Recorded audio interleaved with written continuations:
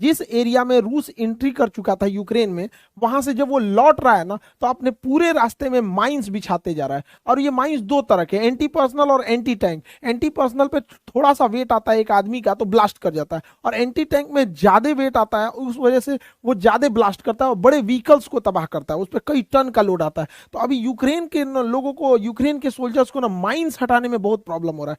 Reason क्या है, तो कहीं कहीं फेंक के चला गया है, और अगर नहीं हटाया जाएगा तो कई सालों तक होते हैं। आप सोचिए कि सेकेंड वर्ल्ड वॉर के खत्म हुए अभी 70 साल हो गए हैं यहाँ पर। उस समय के भी कुछ कुछ माइंस हैं जो अभी भी फटते हैं वहां पे, क्योंकि वो ब्लास्ट नहीं हुए थे, इधर कभी कभी फट जाते हैं वहां पे। तो इतना ज्यादा तबाही हो जाता है। अमेरिका जब वियतनाम से गया था तो वहां पे भी कई सारे बम बारूद बाद तक में फट रहे थे यहाँ पर। इतना लंबा ये सब का सेल्फ लाइफ होता है। ये बारूद है यहाँ पे, कभी भी ब्लास्ट हो सकता है, जितना समय बीतेगा बहुत कमजोर पड़ते जाते हैं। और इसी बीच यूक्रेन और रूस की लड़ाई में रसिया ने अमेरिका को धमकी देने के लिए, अमेरिका को एक लेसन देने के लिए, अभी उसके ऊपर एक प्रेशर बनाने के लिए एक नए मिसाइल का परीक्षण किया। और ये नया मिसाइल पानी के अंदर से मारता है, पता ही नहीं है, हिडन टारगेट है, ये साइलेंट किलर कहा जाता है पनडुब्बी को। पनडुब्बी के अंदर से ये बैलिस्टिक मिसाइल को मारा है। अब ये बैलिस्टिक मिसाइल कैसे काम करती है इसको समझते हैं। ये बैलिस्टिक मिसाइल यूक्रेन के लिए है नहीं, यूक्रेन के लिए तो छोटी मिसाइलों की जरूरत है जो कम दूरी तक जाती हैं और थोड़ी तबाही मचाती है, उसे टैक्टिकल मिसाइल कहते हैं। तो यूक्रेन के लिए तो टैक्टिकल मिसाइल ही बहुत है, लेकिन जो लॉन्ग दूरी तक जाती है और हैवी तबाही मचाती है उसे कहते हैं स्ट्रेटेजिक मिसाइल। तो रशिया ने अभी स्ट्रेटेजिक मिसाइल का परीक्षण किया, और जो कि पनडुब्बी के अंदर से, देखिए ये जो पनडुब्बी है ये बड़ा शांत दिखती है, इसको साइलेंट किलर कहा जाता है। ये बंदरगाह पे लाया जाता है, ये बबल्स लगाए जाते हैं ताकि ये बंदरगाह से टकराए नहीं, जिससे कि इसके स्ट्रक्चरल डैमेज हो जाए। तो यहाँ लाया जाता है बंदरगाह पे, ये पानी के अंदर चली जाती है। अभी तो ये किनारे पे है इसलिए ये बाहर दिख रही है। इसके ऊपर रबर की कोटिंग की जाती है, जिस वजह से इसके अंदर का वाइब्रेशन पता नहीं चलता है, और सोनार के अंदर ये डिटेक्ट नहीं हो पाती है।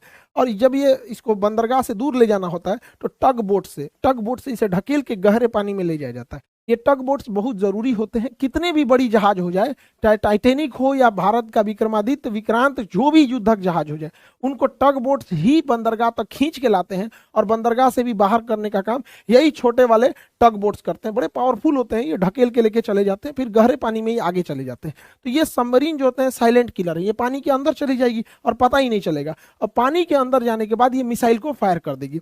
ये पनडुब्बी जो है पूरा पानी के अंदर चली गई और इसके अंदर से ये मिसाइल फायर कर देगी ऊपर से, और ये अचानक पता ही नहीं चलेगा कहाँ गया। इसका स्ट्रक्चर काफी कॉम्प्लिकेटेड होता है पनडुब्बी का।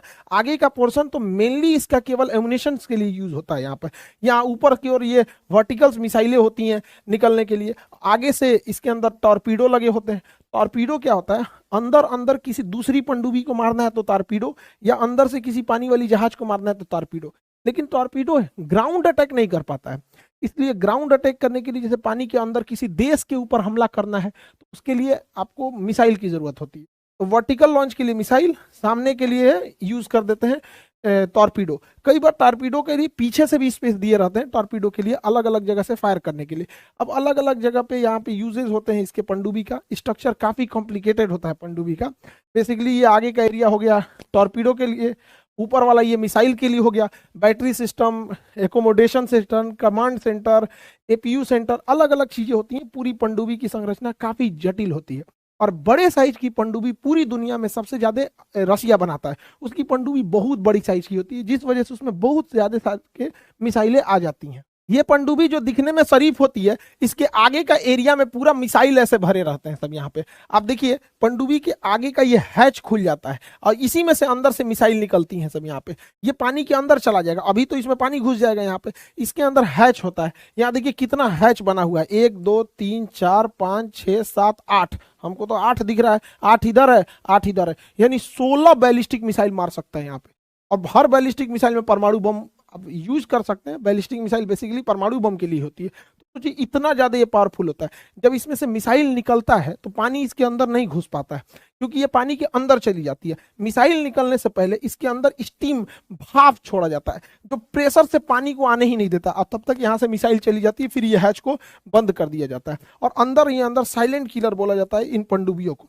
अब ये इतना अंदर से फायर करेगा, पता ही नहीं चलेगा कहाँ है, समुद्र के अंदर। और हिटलर की सेना की ये बहुत बड़ी ताकत थी, यू बोट्स, उसने यू बोट्स बोला था यहाँ पर। तो ये नौसेना का एकदम रीढ़ कहा जाता है पनडुब्बी, किसी को भी पता ही नहीं चलेगा, अंदर अंदर रहेगा, ना रडार में आने वाला है ना किसी में। और परमाणु पनडुब्बी है तो बाहर भी नहीं निकलेगा।